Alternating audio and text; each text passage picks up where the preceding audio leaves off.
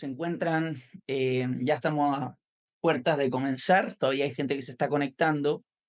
La verdad es que tuvimos muchos inscritos en el curso, para que sepan. Entonces, capaz que esperamos un ratito. Además, el profesor ya se conecta en un minutito, ya me dijo. Así que, mientras, si quieren, les puedo comentar un poco de qué se trata este ciclo formativo que hemos organizado desde el Partido Libertario.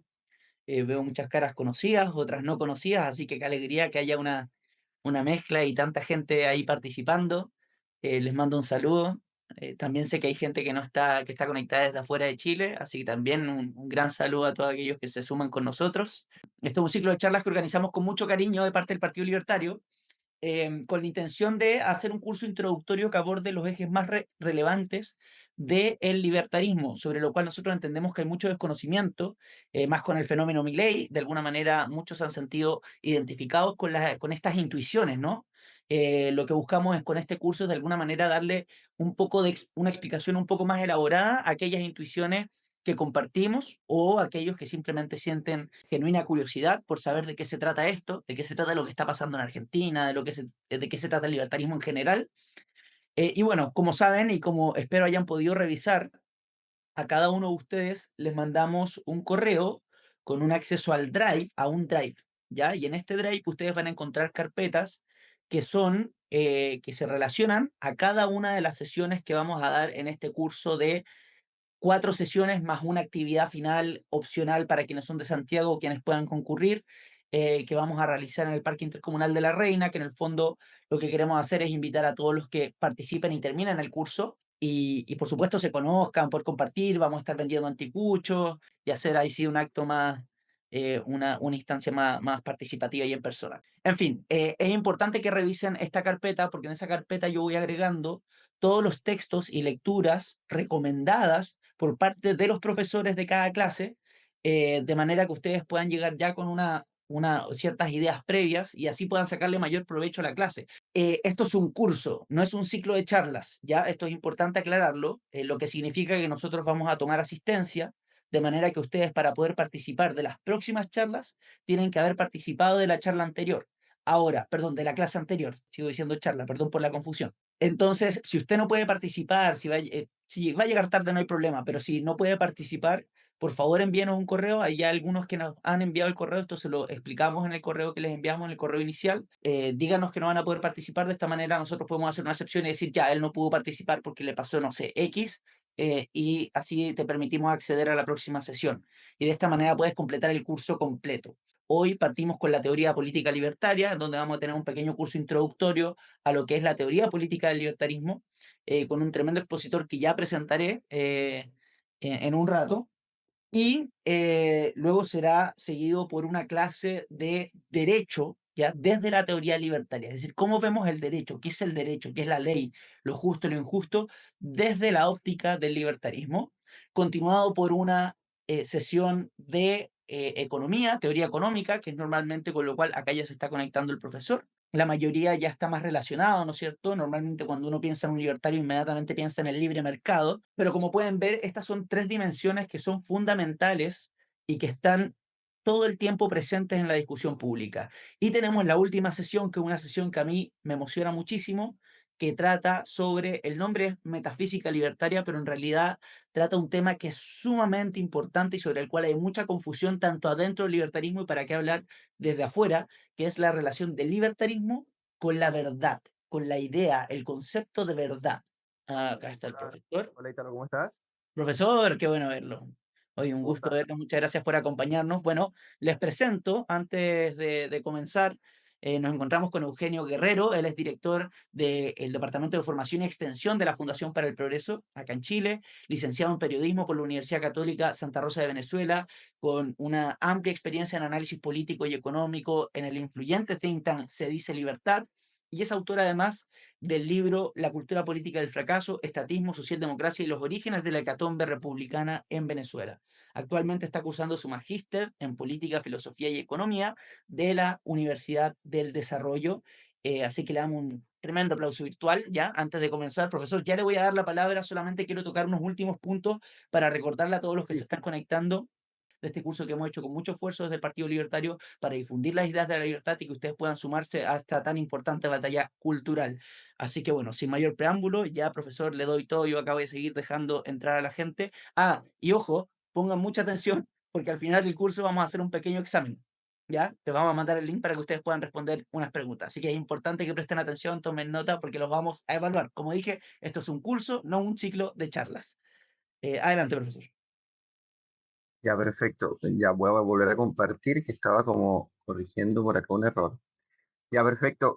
Bueno, primero que nada, muchas gracias. Sí, Ítalo, yo no sé por qué me trata de usted, si somos amigos.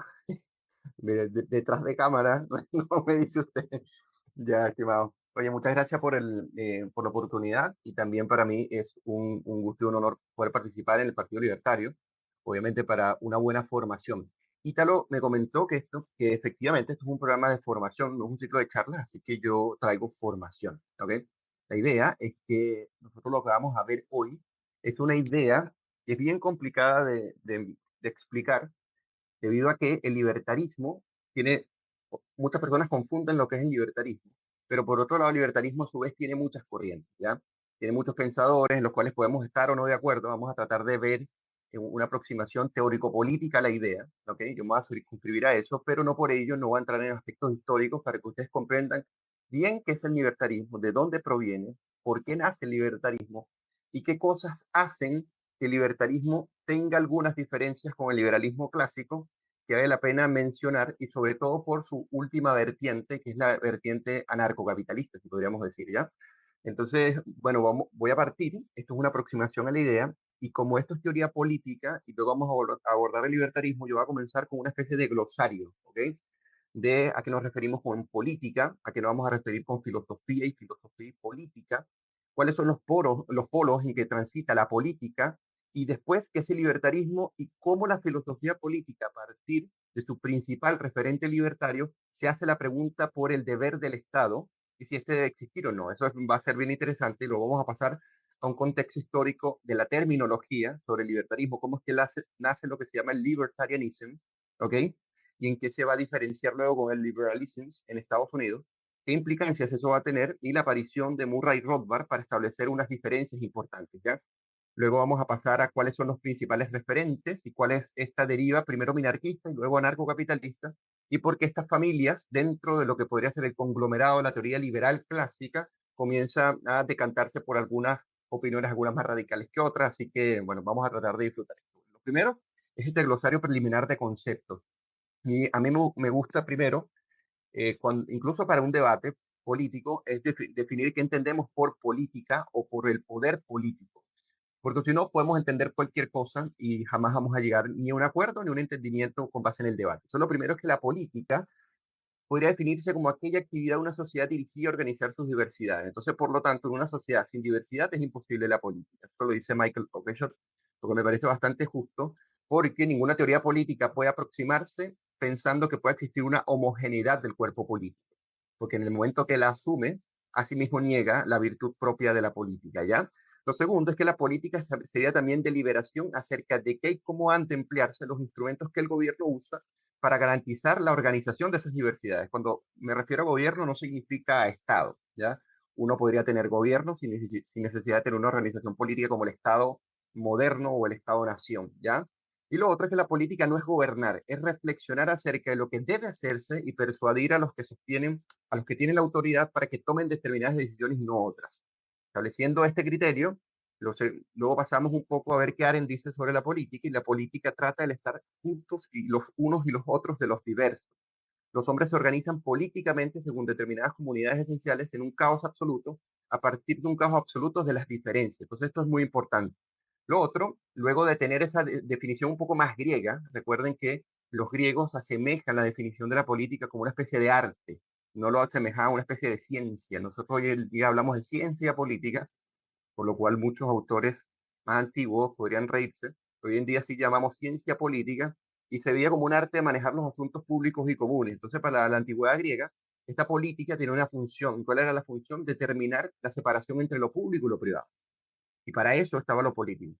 Hoy en día, cuando ustedes ven, por ejemplo, las discusiones acerca del feminismo, que dicen que lo personal también es político, bueno, esto es una puerta abierta hacia el totalitarismo, porque precisamente lo que hace que la política tenga una función, por lo menos de esta visión griega, es que es un arte en el cual se define lo político y lo público y lo separa, lo privado y lo público. Entonces la definición moderna luego, esto va a ser muy importante para lo que el libertarismo va a considerar como lo político, porque en la modernidad la política y su concepto agarra un matiz distinto, y esto lo define Max Weber, y dice lo siguiente: la política es la aspiración a participar en el poder o en su distribución, sea entre estados, sea dentro de un estado o entre los hombres que participan en él. Esto es muy importante porque aquí entra la variable estado, ¿ok? Básicamente, Weber define política en función de que existe estado, ¿ok? Ya otros, por ejemplo, como Warren, dirá no necesariamente tiene que existir Estado para que exista la política, sino que simplemente tiene que existir lo político, es una intersección entre el poder y el conflicto, independientemente si existe Estado o no. Es decir, puede existir política sin Estado. Esto va a ser muy importante para el libertarismo y para el anarcocapitalismo, porque definir política en términos de la existencia de un Estado es circunscribirla solo a este tipo de poder. Entonces el poder político se justificaría solamente en la medida en que el Estado lo norme. Y no necesariamente es así. Luego el poder lo definiría bien Max Weber como la probabilidad de imponer la propia voluntad dentro de una relación social, aún contra toda resistencia y cualesquiera sea el fundamento de esa probabilidad. Esto es muy importante porque lo que va a oponerse luego el libertarismo de corte individualista radical es precisamente a la posibilidad del poder político, algo que algunos podrían considerar realistas, otros no, pero bueno, ahí ustedes luego van a decidir. Está en una familia muy amplia de teorías, así que van a poder decantarse por alguna, ¿ya? Entonces la política transita entre polos, y estos dos polos, podríamos decir que es un mundo más parménico y un mundo más heraclitiano, ¿no? Entonces, por un lado está la tensión, la lucha y el conflicto. La política transita entre el dinamismo y el momento polémico, como decía bien Carl Schmitt, por ejemplo, que la política podríamos definirla como aquella situación del momento polémico, entre que hay una distinción entre amigos y enemigos, y el mundo estaría dominado por antagonismo. Entonces la guerra sería la madre de todas las cosas, esta visión heraclitiana de las cosas. Y luego tenemos otra visión más parménica de la política, que existe un orden de paz y convivencia, que significa que nosotros no creamos ese orden, lo descubrimos, ¿ok? Y al descubrir ese orden, nosotros podemos indagar acerca, o sea, racionalmente, acerca de cuáles son esas condiciones y elementos que nos permiten gobernarnos a nosotros mismos, ¿ya? Entonces, un orden parménico que es no más que el ser idéntico consigo mismo, ¿cierto? Es una acentuación del momento estático, a diferencia de la acentuación del momento polémico, y es un orden cierto de convivencia que se descubre, como les mencionaba al inicio. Y este orden es revelado a la razón, ¿ok? Entonces la política transita entre estos dos polos. ¿Y por qué le describo los polos? Porque ustedes van a encontrar eh, posturas políticas que son absolutamente parménicas y posturas políticas absolutamente heraclitianas, ¿ya? Pero la mayoría transita entre estos dos, ¿ok? Entonces, ¿a qué se refiere la filosofía política? Porque si la política sería aquella intersección entre el poder y el conflicto, y aquella aspiración para participar en el poder, sea en el Estado o no, en el Estado como forma de organización política, para normar esas diferencias que surgen al albor de este caos absoluto de las diferencias. Entonces uno podría decir a qué se refiere la filosofía política. Entonces, bueno, la filosofía uno podría definirla así puramente como aquel esfuerzo del pensamiento humano por obtener una valoración teórico-práctica del mundo que te rodea, ¿cierto? Pero cuando nosotros agregamos la variable política, entonces significa que nosotros pretendemos ver o indagar a la luz de la razón, cuáles son esos criterios que gobiernan entre los seres humanos. O sea, no solamente sería aquella ética o aquella ontología referida al individuo, sino que está referida a entre individuos. Esto va a ser muy interesante por lo siguiente, porque Robert Nozick, podríamos decir que es el fundador como más original, destacado, profundo, del libertarismo como teoría política, va a decir lo siguiente, muy provocativo en su obra Anarquía y esta Utopía, y dirá: la cuestión fundamental, eso lo dice al inicio del texto, de la filosofía política, la que precede a las preguntas sobre cómo organizar el Estado, es justamente si debiera haber. Y esto es muy importante, ¿ok? La cuestión fundamental de la filosofía política, la que precede a las preguntas sobre cómo se debe organizar el Estado, es justamente si debiera haber Estado. ¿Por qué? Porque normalmente la política, tanto en la teoría como en la filosofía, transitaba podríamos decir, circunscrita a la esfera del poder, en este caso, dirigida hacia la conformación estatal. ¿Ok? Entonces Robert Nozick la saca de allí y dice, bueno, la pregunta es más seminal, es profundamente más arraigada a la idea del poder mismo y no necesariamente sobre el Estado. Entonces esto va a ser muy importante porque Robert Nozick, como le comento, y después lo vamos a ver, él tuvo una discusión bastante profunda con Murray Rothbard. ¿Ok? Y es uno de los elementos inspiradores que lo llevan a él a pensar un poco la anarquía y luego decantarse por el Estado mínimo, ¿ok? Entonces, el liberalismo clásico y el libertarismo. Esto yo lo traigo cuando Ítalo me pidió hacer esta charla. Yo lo primero que me dije es, bueno, es bueno que nosotros abordemos este tema, primero quitando mitos. Hay personas que piensan que el libertarismo es el antagónico al liberalismo y a todo movimiento de izquierda, o que el libertarismo es una especie de radicalización del liberalismo, o que simplemente el libertarismo es lo mismo que el liberalismo clásico. Ni una ni la otra, ¿ok? Entonces, ya vamos acá, vamos acá. Entonces, el concepto de libertarismo partiendo es lo siguiente, y esto lo dice la Enciclopedia Libertarismo, ¿ok? En su página 25 la pueden buscar, ¿ok? El libertarismo contemporáneo es solo una manifestación más reciente de un fenómeno intelectual, cultural y político que es tan antiguo como la modernidad y no más, sino más antiguo. Se trata del movimiento que antes se describió como liberalismo. El gran problema del uso contemporáneo del término liberal, al menos en el mundo anglosajón, es que en Estados Unidos y en menor medida en la Commonwealth británica ha llegado a referirse a un conjunto de ideas conocidas en el resto del mundo como socialdemocracia o incluso simplemente como socialismo. Este cambio de terminología es lo que ha llevado a que el término libertarismo, se utilice en los países de habla inglesa para lo que en otros lugares todavía se llama liberalismo. Sin embargo, lo importante que hay que entender es que el libertarismo contemporáneo en los Estados Unidos y en otros lugares es solo el capítulo más reciente de una larga historia que en el mundo anglosajón se remonta al liberalismo clásico. ¿Ya? Ya con esto quitamos el primer mito, al que le guste y al que no le guste, ¿no? Y esto es muy bueno decirlo, ¿por qué? Porque ya vamos a ver qué es lo que hace Rothbard después con esto. Aquí no nos vamos a quedar, ¿ya? Pero es muy importante entender que el libertarismo, incluso para darle una raigambre mucho más profunda, es que no se desancla de una historia que le precede y que propiamente podríamos enraizarla en la lucha por un término. Y vamos a iniciar con respecto al liberalismo. Entonces, si el libertarismo contemporáneo lo podríamos determinar en lo que el liberalismo clásico es, y antes de pasar un poco a la diferenciación que luego habría, expliquemos un poco qué es el liberalismo y el contractualismo. Esto va a ser muy importante. ¿Por qué? Porque los libertarios, en su mayoría, son, bueno, en este caso Nozick no, porque Nozick entra en una teoría contractualista, pero hay algunos que no se decantan por apoyar el contractualismo. Pero yo voy a resumirles el contractualismo en una sola frase.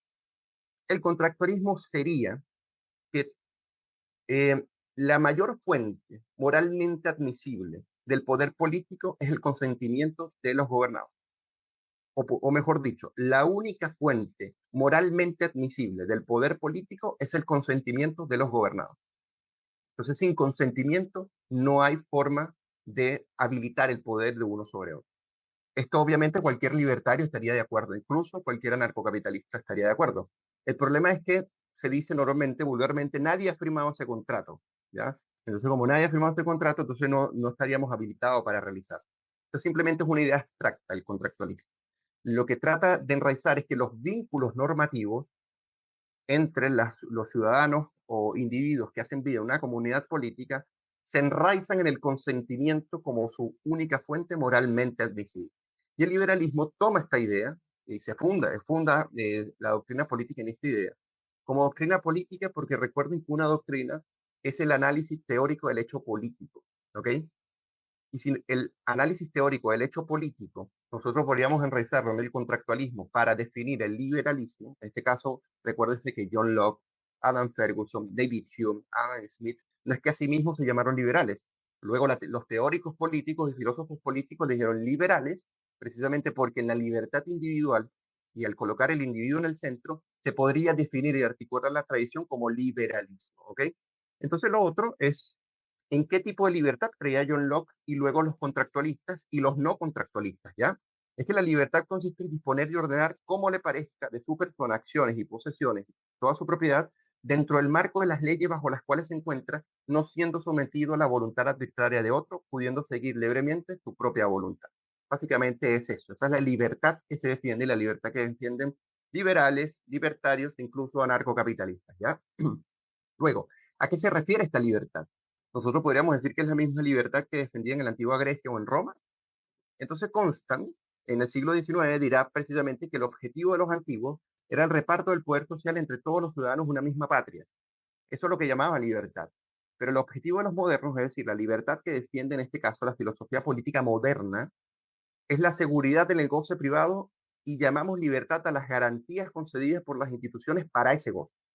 Incluso muchos autores dicen que esta libertad moderna para los antiguos no sería más allá que el idioma anterior, el idioma antiguo, que es el idiotez, aquel soberbio de su propia particularidad que en el goce privado se retiraba su oikos, ¿ya?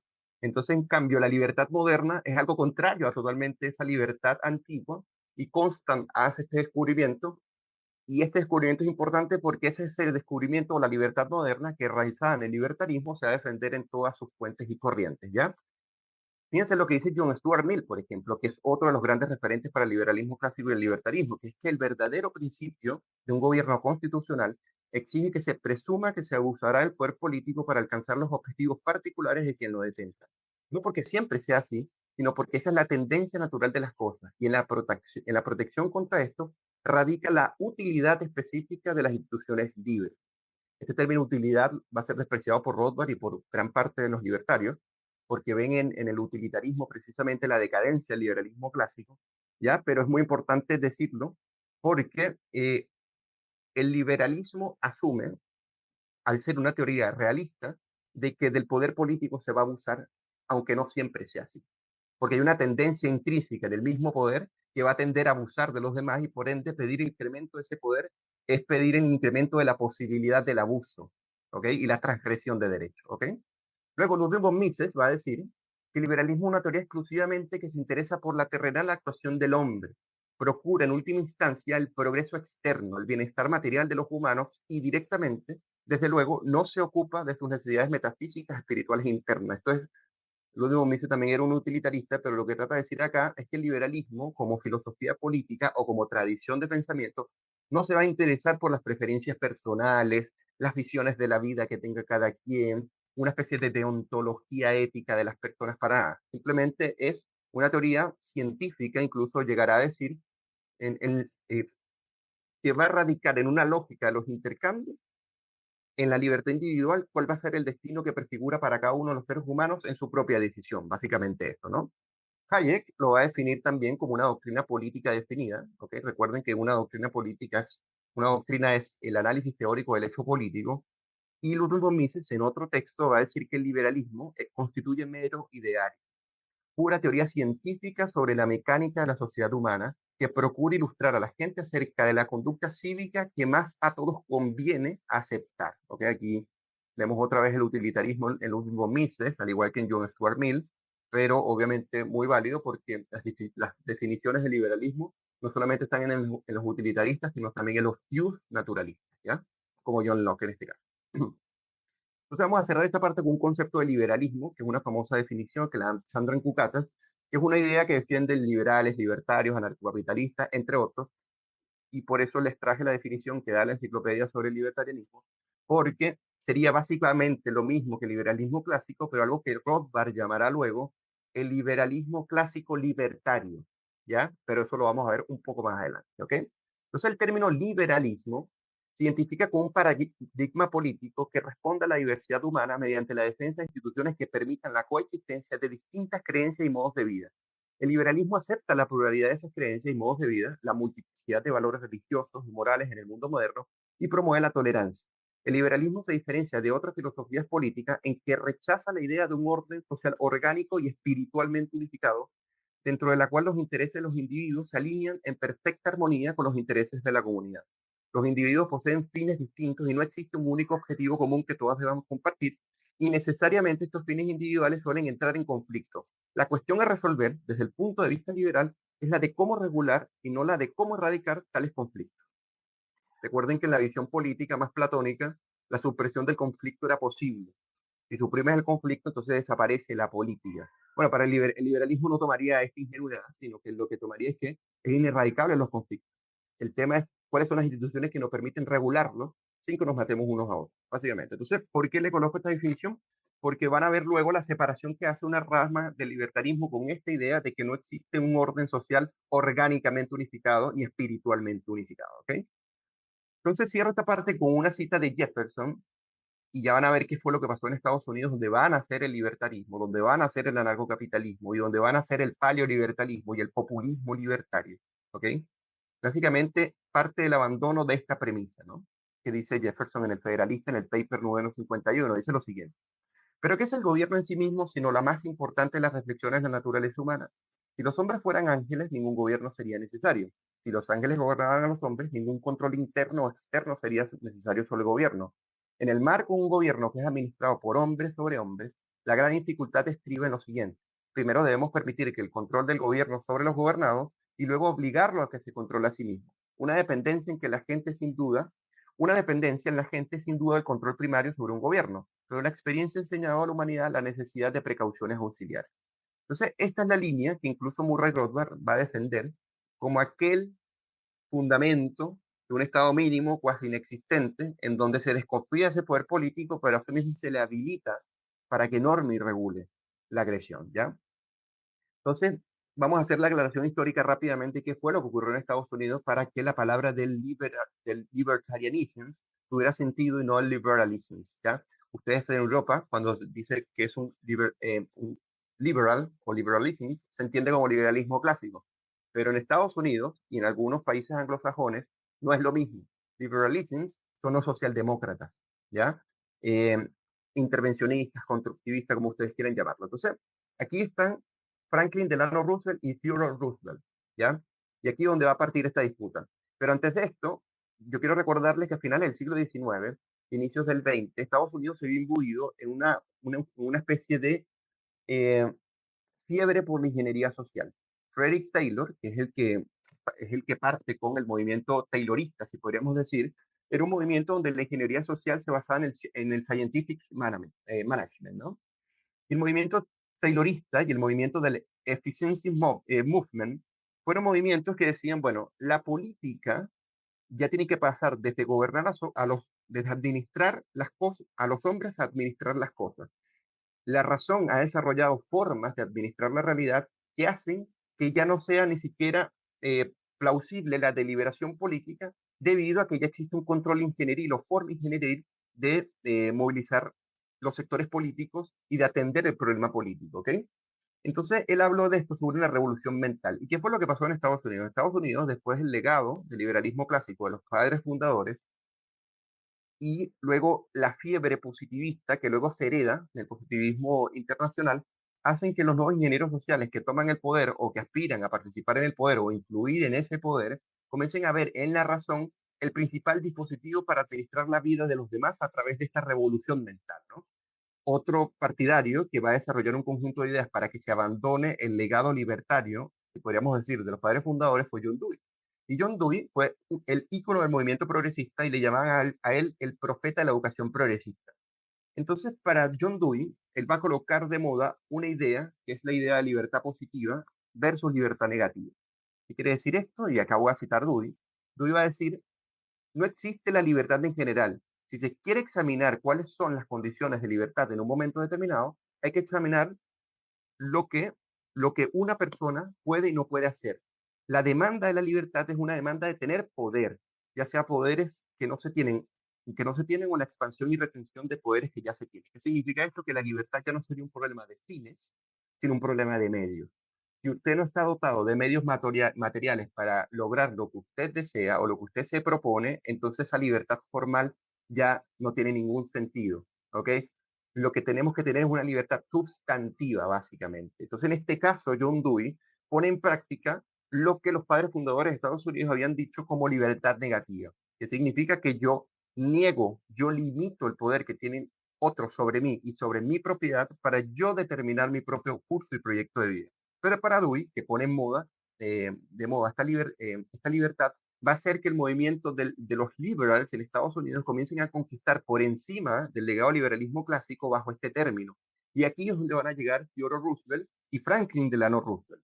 Theodore Roosevelt fue el fundador del movimiento progresista, lo que llamaron el Progressive Movement, y las ideas estaban enraizadas en el liberalismo constructivista de corte continental. ¿Qué significa esto? Que era el liberalismo, lo que llaman el liberalismo rusoniano, el liberalismo cartesiano, si podríamos decir, Diderot, eh, Voltaire, por ejemplo, que es un liberalismo que no es el liberalismo evolucionista o el liberalismo clásico de la Revolución Inglesa y en este caso de los iluminados escoceses, los iluministas escoceses, disculpen, sino que va a ser un liberalismo que dice que debido a que el orden social es fruto de la planificación racional, entonces la planificación racional puede modificarlo a discreción.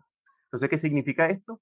Que si hay algún error con respecto al orden institucional, solamente racionalmente podemos hacerlo y eso se puede hacer desde el poder. Esta es la actitud que se dice nuevamente como liberalismo constructivista, que es totalmente contrario al liberalismo clásico previo, ¿no? Y al igual que Social Gospel y el movimiento taylorista, era contrario al liberalismo clásico defendido por los padres fundadores. Teddy Roosevelt va a ser el protagonista precisamente de que el término liberal dejara de ser el liberalismo clásico y se convirtiera en el liberalismo constructivista que luego se va a transformar en ser la socialdemocracia, ¿ya?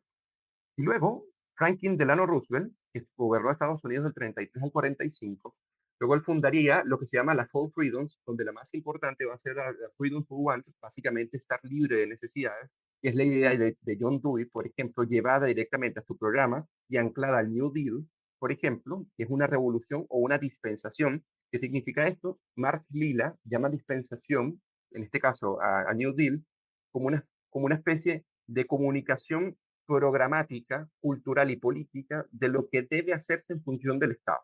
Básicamente es el Estado el que planifica y el Estado es el que guía institucionalmente el quehacer de toda una sociedad. Y el New Deal precisamente apuntaba hacia ello. Y aquí anoto el keynesianismo antes de Keynes, ¿ya? Porque ya con Roosevelt, ¿ok? Recuerden que Roosevelt está después de la Gran Depresión, Roosevelt comienza a aplicar políticas keynesianas, intervencionistas que no eran keynesianas propiamente dichas, sino, acuérdense que Keynes publica su libro en 1936 y no en el 33. Entonces ya hay en Estados Unidos un abandono del liberalismo clásico. Woodrow Wilson, que es el protagonista de haber expandido la democracia liberal tal como las entendemos hoy día, pero fundamentalmente cómo se desarrolla en Estados Unidos después de desfancarse precisamente el legado libertario de los padres fundadores. Woodrow Wilson fue un destacado académico progresista del Partido Demócrata, por cierto, y para él la democracia liberal es como liberalism, contrario al libertarianism, y aquí en este periodo es donde se funda la Reserva Federal, que es el Banco Central de los Estados Unidos, el impuesto a la renta a nivel federal, las regulaciones y la expansión del crédito en términos de subsidios. Entonces, la dinámica de lo que nosotros podríamos decir de ese siglo XIX que comenzó a cimentar gradualmente una democracia liberal en términos de liberalismo clásico y no en términos de liberalismo socialdemócrata, que luego se va a comenzar a expandir, trae esta línea que empieza con Taylor, pasa por el social gospel, por el management, luego por John Dewey, luego por Franklin Delano Roosevelt y por Theodore Roosevelt, pasando por Woodrow Wilson. ¿Por qué les comento todo esto? Porque este abandono de los padres fundadores de Estados Unidos, bueno, y luego Herbert Hoover, que es el que va a intensificar precisamente la intervención previamente, él estuvo previo a Delano Roosevelt, él es el que aplicaría el intervencionismo brutal, ¿ok? A él le llamaban el gran ingeniero, y para la Gran Depresión, mira lo que decía Hoover, decía, ningún presidente antes había creído que cabe alguna responsabilidad al Estado en este tipo de casos. Ahí tendremos que ser pioneros en un nuevo campo. Y este nuevo campo era el campo de la intervención política, monetaria y crediticia, y de cómo comenzar a regular los mercados a partir de la lección de la Gran Depresión, y con él nacen los estímulos fiscales, dejando un enorme déficit fiscal, incluso los más grandes en tiempos de paz en Estados Unidos. Entonces Rothbard, ahora sí aparece nuestro amigo Rothbard acá, dice, para él el problema de todo esto es que Estados Unidos, bajo todo lo que les escribí antes, abandonó el liberalismo clásico libertario. Eso lo pueden encontrar incluso en los textos de Rothbard, por ejemplo, por una nueva libertad. Para él existía un liberalismo clásico libertario. Existe un texto muy famoso que yo lo voy a recomendar, que se llama The Betrayal of American Right, básicamente como la traición de la derecha americana, y cómo es que se fue abandonando aquellos ideales del liberalismo clásico en el siglo XIX, pasando a lo que él llama, bueno, ya lo vamos a ver, ¿no? Dice, pero la degeneración del liberalismo no fue solo de postura y estrategia, sino también de principios. Los liberales se contentaron con dejar el poder de la guerra en manos del Estado, con dejar el poder de la educación en sus manos, con dejar el poder sobre el dinero y la banca y sobre las carreteras en manos del Estado. En resumen, por conceder al Estado el dominio sobre todas las palancas cruciales del poder en la sociedad, en contraste con la total hostilidad de los liberales del siglo XVIII hacia el Ejecutivo y la burocracia. Los liberales del siglo XIX toleraron e incluso acogieron con agrado el aumento del poder ejecutivo y una burocracia oligárquica arraigada en la administración pública. O sea, Rothbard acepta que en el siglo XVII y siglo XVIII en Estados Unidos estaban las raíces clásicas del liberalismo clásico y del libertarismo, y fue su abandono lo que cimienta su reclamo. Y dos cosas, él dirá, que se evidencian. Primero, bueno, la adopción del utilitarismo en la reflexión propia del liberalismo, que dirá, bueno, ya no importará los derechos naturales que son deducidos desde la razón, sino lo que importará es lo que es conveniente y lo que da resultado y lo que científicamente podamos manejar. Y lo otro, la adopción del evolucionismo, que se va a burlar de muchos liberales clásicos porque dicen, bueno, eh, si tenemos la razón y por los derechos naturales podemos deducir que orden político sería adecuado, entonces, ¿por qué esperar que las sociedades se acostumbren o que las sociedades puedan adoptarlo a través de una estrategia evolucionista o gradualista, sino que tendríamos que hacerlo de una vez? Entonces dice, los liberales clásicos adoptaron el utilitarismo y el evolucionismo para abandonar toda aquella tradición libertaria del liberalismo clásico para pasar a ese liberalismo constructivista que les comenté atrás. ¿Y por qué fue muy importante que se los comentaran? Porque no eran socialistas propiamente dicho, eran socialdemócratas que gradualmente algunos cayeron directamente en el socialismo, pero eran liberals, ¿ya? No eran libertarian. Y allí nace la decisión del término, ¿ok? Las ideas centrales del libertarismo. Bueno, lo primero, el Estado como causa y condición suficiente. Ustedes saben que uno tiene que tener, para poder deducir un fenómeno, las causas deben ser suficientes y sus condiciones, ¿cierto? Y para el libertarismo, en este caso, el Estado es la causa de todos los males, básicamente, ¿ok? Aspectos culturales, aspectos espirituales, filosóficos, dan lo mismo. El problema fundamental de una comunidad política es la existencia del Estado mismo. ¿Y qué es el Estado? Bueno, yo creo que con esta definición todos vamos a estar de acuerdo, independientemente que hayan liberales clásicos puros, libertarios, anarcocapitalistas. Me gusta esta definición de Charles Tilly, porque es la definición que van a adoptar gran parte de los libertarios, por cierto, y es la siguiente.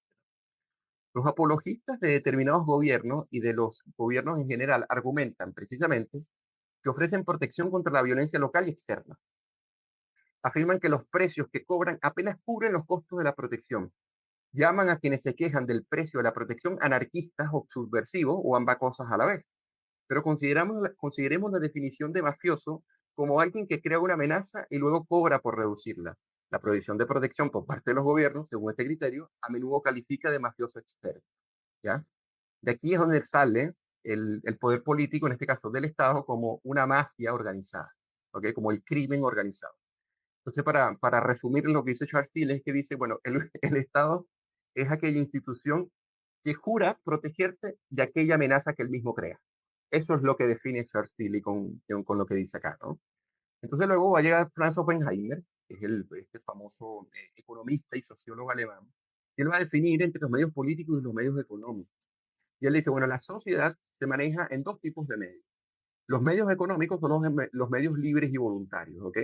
Aquellos que nacen espontáneamente y que emergen sin planificación. En cambio, los medios políticos es el latrocinio, ¿ok? Es, es, el, es la expoliación de unas personas sobre otras a través del poder coercitivo del Estado. Entonces, para él, la sociedad se divide en estos dos medios, ¿ya? Y luego Max Weber, que es la definición típica tradicional, pero que es una definición que a mí me parece que es muy buena, que el Estado es aquella comunidad humana que en un determinado territorio reclama con éxito para sí el monopolio de la violencia física y legítima. Esta palabra legítima es muy importante en la definición. Nuevamente, las personas que la citan lo llevan hasta acá, hasta violencia física. Lo que dice Weber es que debe ser legítima, ¿ok?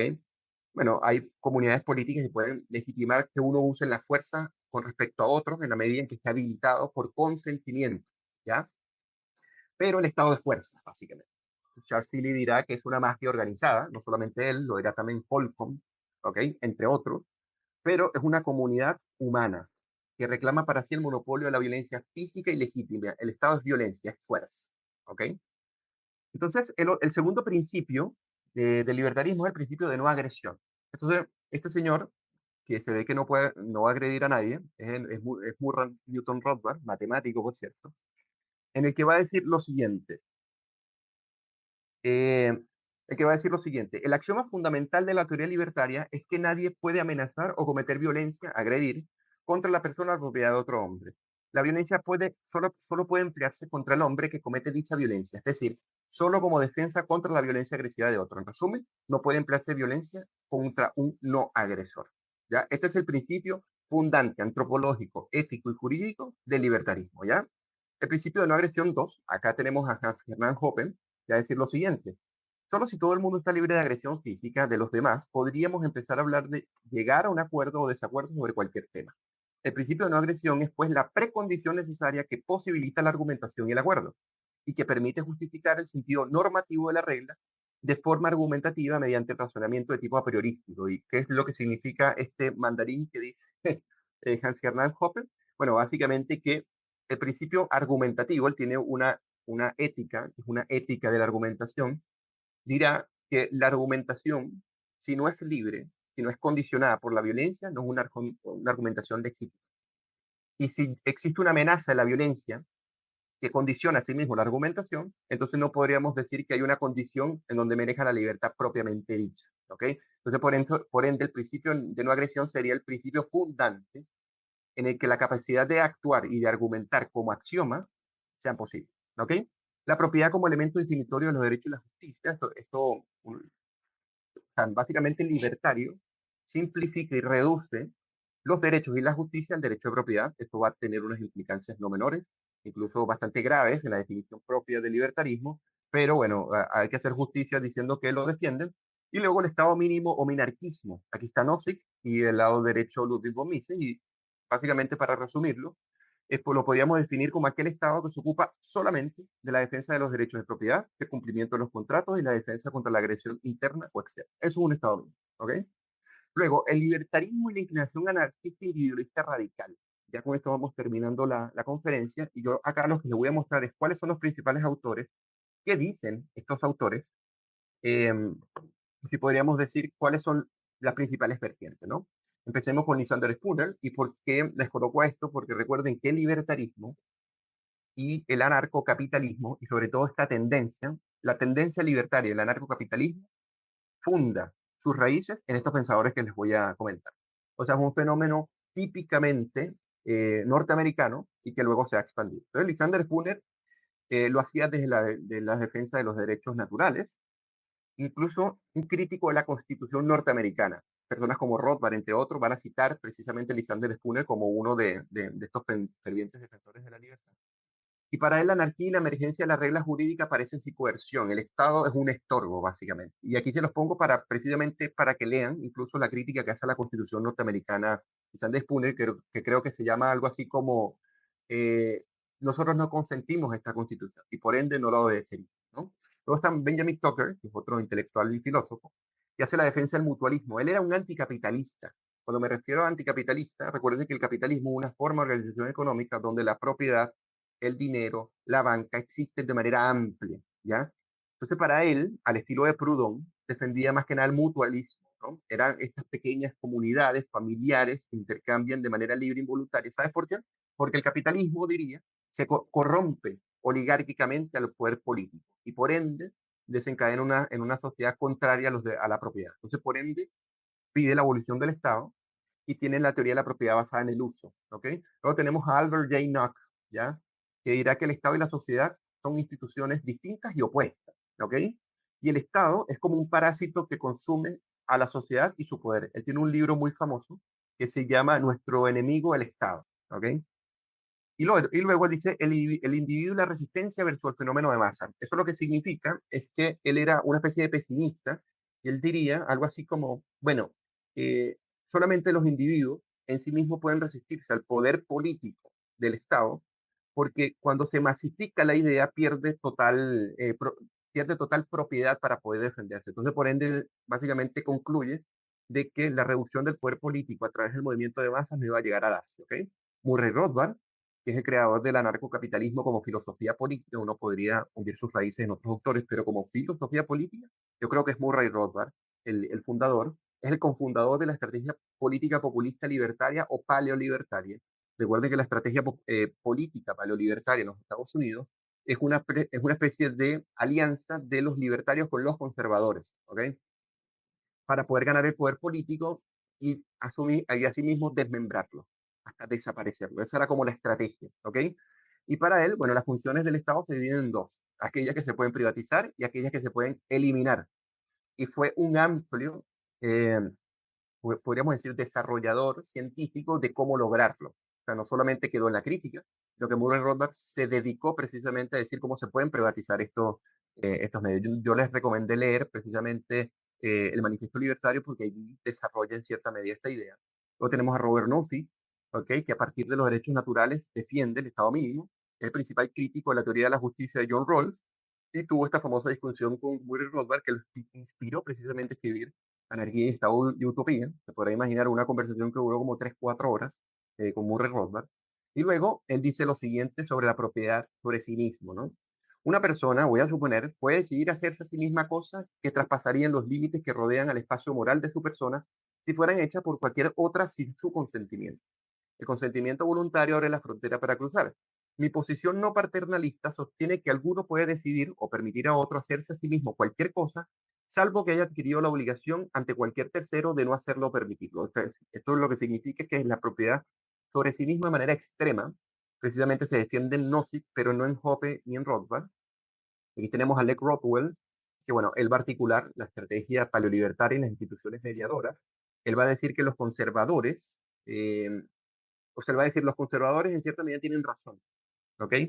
Y las instituciones mediadoras, que son la iglesia, la familia, las organizaciones no gubernamentales, son aquellas que en pequeñas organizaciones, que sí son colectivas, permiten defender de una manera más efectiva al individuo del Estado, ¿ya? Bueno, aquí está la autoridad social encarna la familia, la iglesia y la comunidad, otras instituciones intermediadoras, como algo de ayuda para proteger al individuo frente al Estado y como necesaria por una sociedad libre y virtuosa. Esto lo va a decir en un artículo que les recomiendo que se llama En defensa del paleolibertarismo. Y dice, los patrones objetivos de moralidad, especialmente los que se encuentran en la tradición judeocristiana, como esenciales para el orden social libre y civilizado. ¿Ya?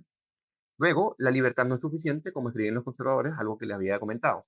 Aquí tenemos a Hoppe, que clama por la abolición del Estado, introduce la variable del tiempo en la teoría política y básicamente es un crítico de la democracia porque él dice que la democracia, con la alternancia en el poder, lo que hace es una especie de, podríamos decir, desfalco del, de la propiedad de los súbditos, básicamente, que tratan así a los ciudadanos.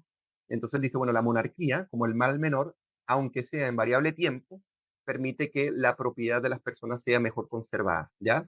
Y bueno, luego tenemos a Jesús Huerta de Soto, a este gran señor que dice, bueno, la abolición de la banca central con regreso al patrón oro y coeficiente de caja del 100%, la teoría tradicional y el triple de orden ontológico. Lo que pasa, esto quería leerle. Jesús Huerta de Soto desarrolla una especie de teoría o sistema donde dice que ya la ciencia económica resolvió el autogobierno. O sea, ya nosotros podríamos prescindir del Estado simplemente guiándonos por lo que la teoría económica como teoría científica pudo haber desarrollado. Entonces, él, en uno de sus principales artículos, desarrolla el triple error deontológico que dice lo siguiente, que como los bienes públicos solamente los proporciona el Estado y no el mercado, y en lo empírico se muestra que el Estado lo ofrece, entonces el Estado debería proporcionarlo. Entonces, para él, esto es un triple error. Y ese triple error se basa en no conocer los fundamentos de la ciencia económica que permite precisamente abandonar el Estado.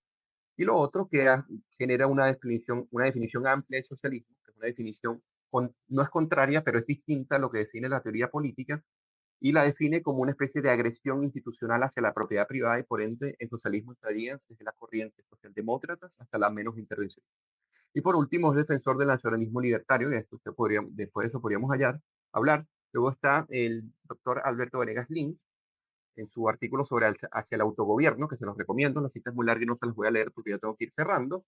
Walter Block, que es otro, tiene un libro que se llama En defensa de lo indefendible, que no me gusta para nada, pero bueno, es bueno que comentárselo. Él hace una reducción materialista de la propiedad privada y, por ende, la libertad de expresión la defiende sin límites. Y, por último, Miguel Ancho Bastos, que es el actual pensador paleolibertario, creo que más famoso en habla hispana, sin duda alguna, creo yo.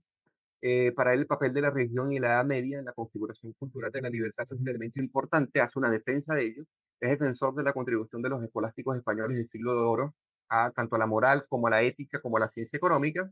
Y con esto cierro para, que creo que me pasé un poco de la hora, para pasar a preguntas, respuestas y deliberar.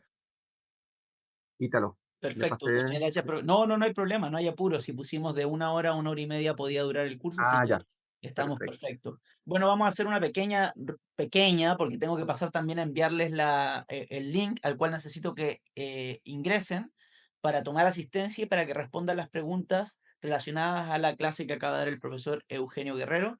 Así que bueno, un fuerte aplauso virtual. Y Gracias. pasamos a la ronda de preguntas. Voy a tomar dos, tres preguntas para quienes levanten la mano. Con el dedito, ustedes saben que acá Zoom te permite en la parte de reacción la opción de levantar mano, así que los que tengan preguntas pueden levantar mano y yo voy tomando lista y procedo a habilitarlos. Por favor, las preguntas al hueso, ¿ya? Para que podamos todos aprovechar el espacio y sacar el máximo jugo, como se diría al profesor Guerrero. Adelante, Roberto. Hola a todos, buenas noches. Hola, Bueno, Roberto. primero muchas gracias por la clase, Eugenio, gracias a Ítalo por el espacio. Hay una diapositiva bien interesante que me habría gustado quedarme un rato más, que tiene que ver con el hombre radicalmente malo versus el hombre esencialmente bueno. De hecho, en el chat en algún minuto también se hizo una pregunta en relación a esto, si podían coexistir o más que Sí, coexistir, si podían. La pregunta concreta y el hueso, como dice Ítalo, eh, dentro del libertarismo, o lo que se puede entender hasta ahora como filosóficamente libertario, estamos diciendo que el hombre está en lo radicalmente malo y a partir de eso construimos todas estas teorías filosóficas, o agarramos algo del hombre esencialmente bueno. ¿Cómo lo ves tú, Eugenio, de lo que has leído y de lo que pudiste exponer? perfecto. Muchas gracias por tu pregunta, Roberto. Muy interesante, por cierto. Mire, yo les coloqué esto porque, mira, es muy bueno entender que la política o la teoría política pivota entre estos dos órdenes o posibilidades, si podríamos decir.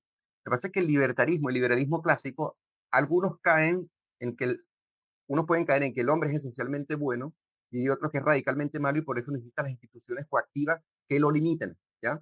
Yo lo que trataba de decir, o sea, lo que trataba de decir con esto es que, por ejemplo, para el libertarismo, si tú me lo preguntas como dando una generalidad, el hombre eh, no sería ni bueno ni malo, sino que todo depende del entorno institucional que lo incentive a, ¿ok?